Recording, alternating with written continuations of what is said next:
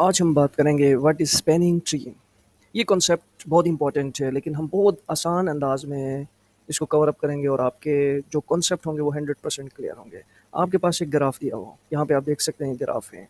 तो spanning tree जो है ना बेसिकली एक सबसेट होता है इस ग्राफ का ये सारी जो ट्रीज़ हैं ये सबसेट हैं, लेकिन कुछ कंडीशंस हैं। उस कंडीशंस में ये है कि सारे वर्टिसेस कनेक्टेड होने चाहिए जो भी हमारे पास ये फॉर एग्जांपल ग्राफ है और ये वर्टिसेस हैं, ये गोल राउंड्स जो हैं वो वर्टिसेस हैं। वो वर्टिसेस हम यहाँ पे लेंगे और ये वर्टिसेस देखें सारे के सारे कनेक्टेड हैं। पहली बात तो ये है, लेकिन दूसरी बात ये है कि minimum possible number of edges, लेकिन हम ये जो लाइनें हैं वो एजेस हैं। तो यहाँ पर ये एक स्पैनिंग ट्री है, ये एक स्पैनिंग ट्री है, ये एक स्पैनिंग ट्री है, 16 स्पैनिंग ट्री है। तो इसमें जो लाइनें हैं, जो एजेस हैं वो मिनिमम होनी चाहिए, तो उसको हम कहेंगे स्पैनिंग ट्री कहेंगे। ग्राफ से हम बनाते हैं इतने ही ऑलमोस्ट वर्टिसेस हों लेकिन एजेस मिनिमम हो, तो उसको स्पैनिंग ट्री कहते हैं। लेकिन एक और कंडीशन भी है, वो ये है कि साइकिल्स ना हो।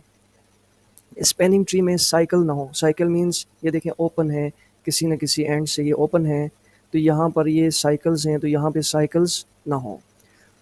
फॉर एग्जांपल मैं आपको शो करता हूँ कि ये एक ग्राफ है,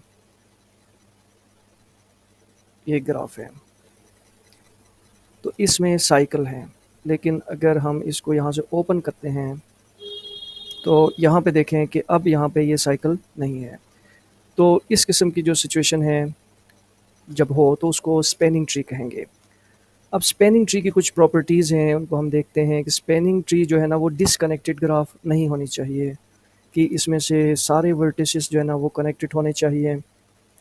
और ये वर्टिसेस n है, तो यहाँ पे वर्टिसेस कितने हैं? 4 है।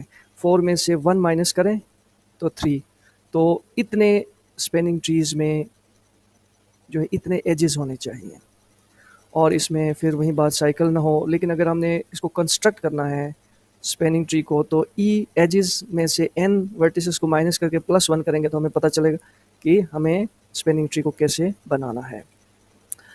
अब यहाँ पे ये एक ग्राफ है, इससे ये सारे जो है ना स्पैनिंग ट्रीज़ बन गए हैं। तो एक ग्राफ से कितने स्पैनिंग ट्री बनेंगे उसका जो फार्मूला है वो n+1 raise to power n-1। यहाँ पे n कितने हैं जी? 4। 4 + 1 5। 4 + 1 5 और 4 - 1 3। वो करेंगे तो आपको पता चल जाएगा कि कितने बनने हैं। ये फार्मूला यहाँ पे हमें ये दिखा रहा है। अब हम ये देखना चाहते हैं कि इसकी एप्लीकेशंस क्या हैं रियल वर्ल्ड में। ये जो स्पैनिंग ट्री है, आपको तो ऐसा लगता है कि ये बस हमने ऐसे ही ड्रा किया, लेकिन इसकी बहुत ज़्यादा एप्लीकेशंस हैं रियल वर्ल्ड में, वो हम देखना चाहते हैं।